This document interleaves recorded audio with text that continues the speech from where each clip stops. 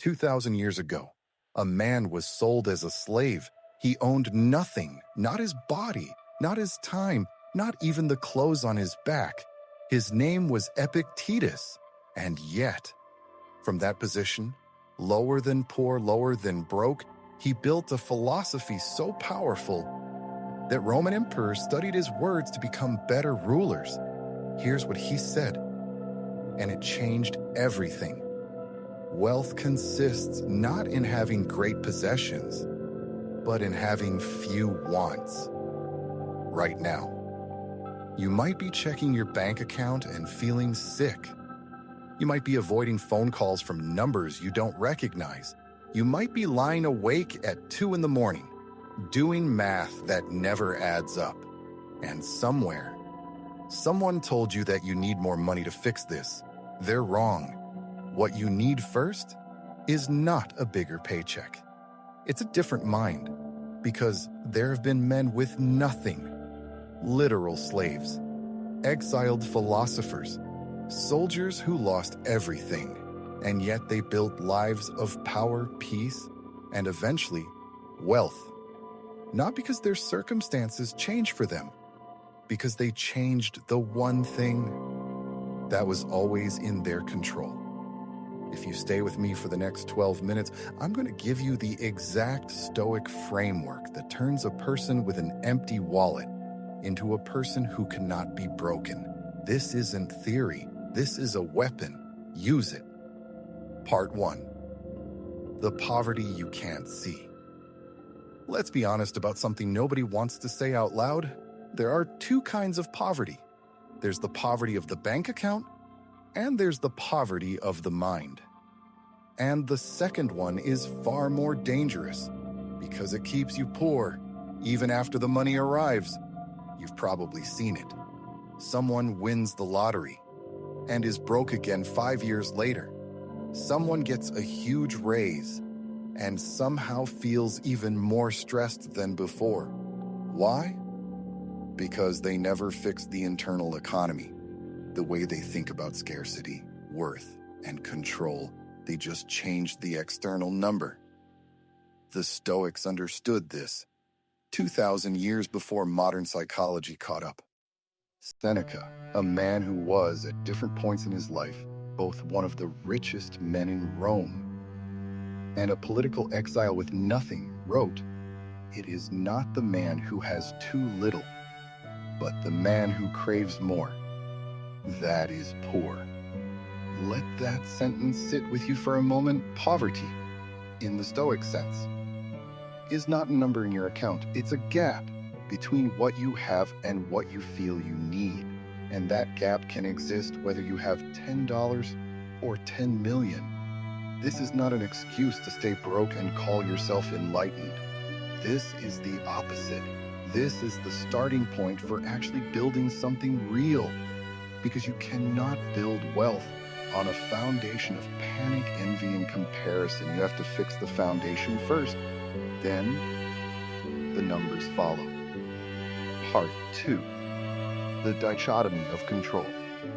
Here is the single most important idea in all of Stoic philosophy, and it applies directly to your bank account. Epictetus taught that everything in life falls into one of 2 categories: things that are up to us and things that are not up to us.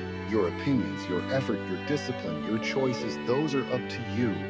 The economy, your boss's mood, the rent increase, what your family thinks of your job, none of that is up to you. Most people who struggle financially spend 90% of their mental energy on things that are not up to them. They rage at inflation, they blame the system, they scroll social media, comparing their apartment to someone's vacation photos, all of that energy burned on things they cannot control. The Stoic flips this completely. You stop spending energy on the uncontrollable, and you pour every ounce of it into the controllable. What is controllable in your financial life? Let me give you the real list, because it's shorter than you think, and that's exactly why it's powerful. You control what you spend. You control what you learn. You control the story you tell yourself about money. You control whether you check your accounts honestly or hide from them. You control your habits hour by hour. You do not control the price of eggs. You do not control your landlord. You do not control the algorithm that shows you people flexing wealth they probably don't even have. When you stop fighting the uncontrollable, something remarkable happens. All that wasted anxiety turns into usable energy. People who master this dichotomy don't become passive. They become terrifyingly effective because they're not leaking power into things that were never going to move. Marcus Aurelius, the emperor, wrote this to himself, not for an audience. You have power over your mind, not outside events. Realize this and you will find strength. Print that, put it on your wall, because the day you stop trying to control your boss, your rent, and your relatives' opinions, and start controlling your habits instead, is the day your financial life actually starts to move. Part 3. Voluntary Discomfort, Training for Real Life. Here's something almost nobody talks about in modern personal finance. The Stoics didn't just accept hardship when it came, they practiced it on purpose. Seneca would occasionally spend days eating the cheapest food, wearing the roughest clothes, sleeping on a hard floor. While he was one of the wealthiest men in Rome, he called this a rehearsal. He wanted to ask himself, is this the condition that I feared? And when he lived it and survived it, the fear lost its grip on him. Think about what this means for you right now.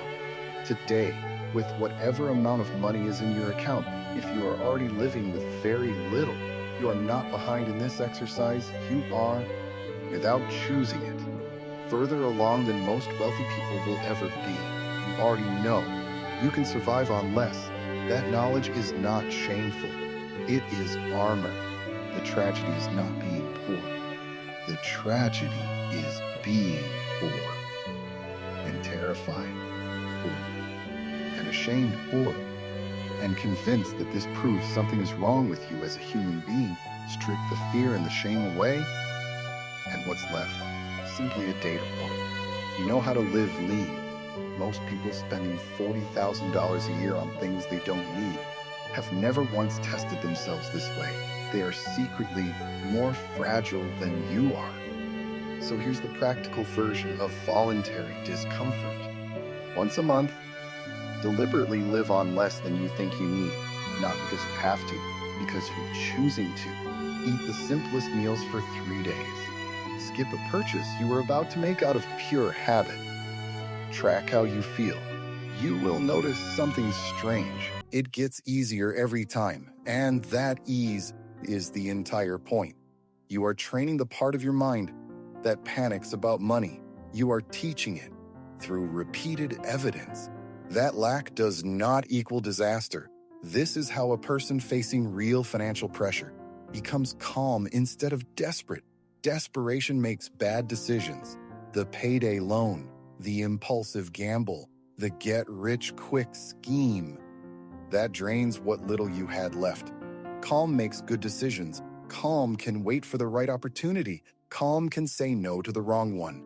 Voluntary discomfort is how you manufacture calm on purpose instead of waiting for life to force it on you. Part 4. Memento Mori, the clock that makes you serious. The Stoics kept a phrase close at all times.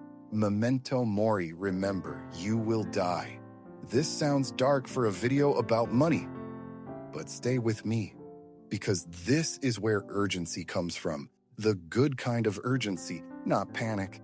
Marcus Aurelius reminded himself constantly that he could leave this life at any moment, and he said that thought should shape every act, every thought, every word, not to make him fearful, to make him serious about how he spent his time, because time was the one resource he could never get back, no matter how powerful he became.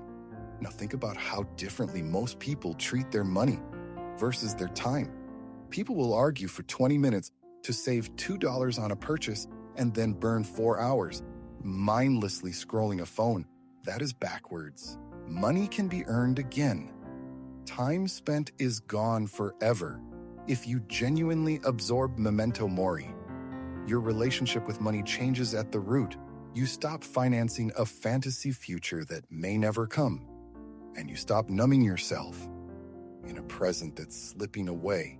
You start asking a much sharper question about every dollar and every hour. Does this purchase, this scroll, this decision deserve a piece of the only life I actually have? This is why so many people with modest incomes, who take this seriously, end up further ahead than people earning triple their salary. It's not the size of the number coming in, it's the seriousness with which every dollar and every hour is treated once it arrives. Poverty of attention is what keeps people poor in dollars.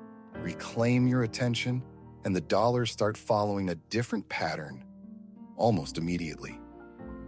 Part 5. Amor Fati. Love your starting point.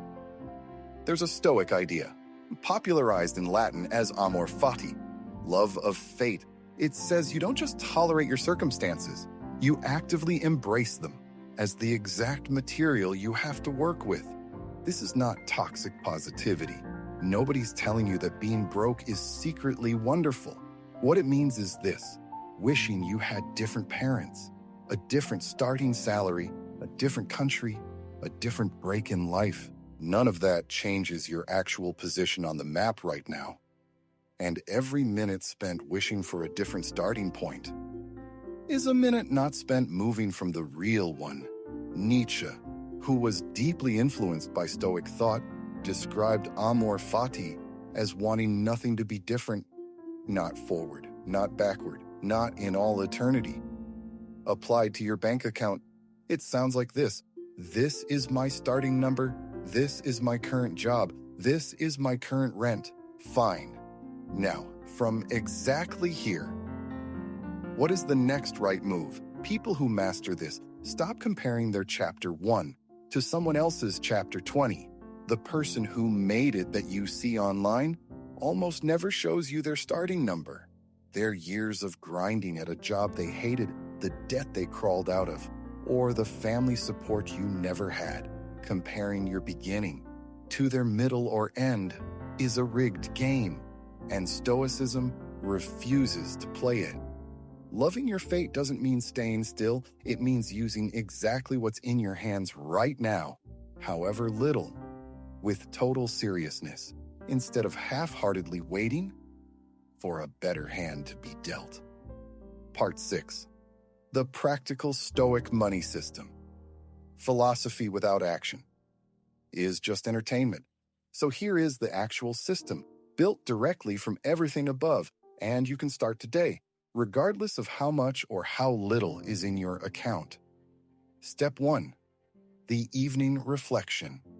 Seneca wrote that he reviewed his entire day every night before sleep, asking what he did well, what he did badly, and what he could do differently.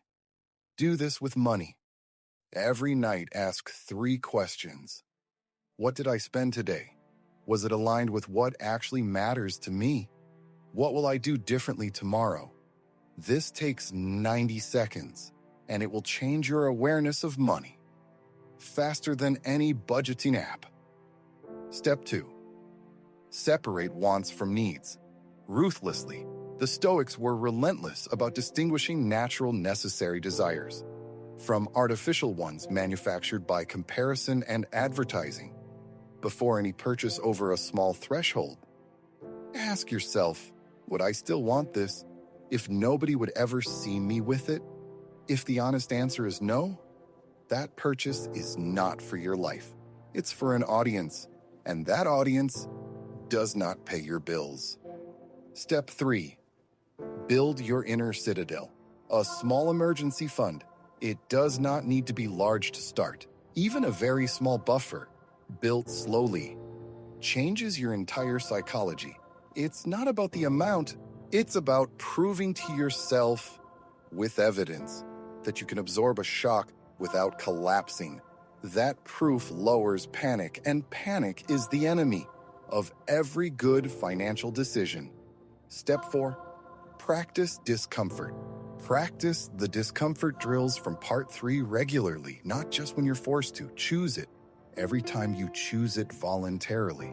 The fear of it happening involuntarily loses power over you. Step 5, control your inputs. The Stoics were careful about what they allowed into their minds, what they read, who they spent time with, what ideas they exposed themselves to. Apply this ruthlessly to your financial life. Mute the accounts that make you feel behind. Stop consuming content designed to make you feel poor, so you'll buy something to feel rich for an hour.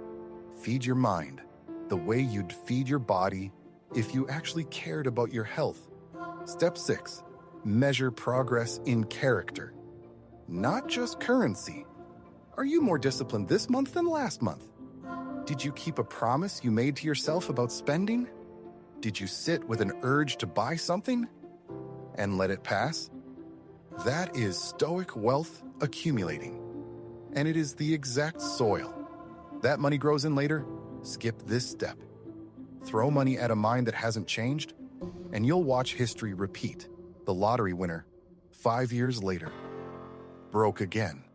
The charge. Understand this clearly. Nobody is coming to rescue you. Not the economy, not a stimulus check, not a lucky break, not a stranger's sympathy. And here is the good news hidden inside that hard truth. You were never actually waiting on any of those things. You were waiting on yourself to stop leaking energy into what you cannot control and start pouring everything you have into what you can. A man born into slavery gave the world a philosophy still studied by soldiers, CEOs, and emperors 2,000 years later. He didn't do it by changing his circumstances first. He did it by mastering his mind while his circumstances were at their absolute worst. If Epictetus could do that with nothing, you can absolutely build discipline, calm, and eventually real wealth. With what you have right now, this channel exists for exactly this purpose, to hand you old, tested weapons for a modern fight. If this reached you today, don't just watch it and move on. Pick one part of this system, the evening reflection, the discomfort drill, the dichotomy of control, and apply it before you sleep tonight, not tomorrow, tonight. Subscribe to Primitive Advice, because this is only the beginning of what these old philosophers can teach you about surviving and eventually winning in a world that was never designed to make it easy for you. Remember this: control what's yours to control, let go of what isn't, and build one disciplined day at a time. I'll see you in the next one.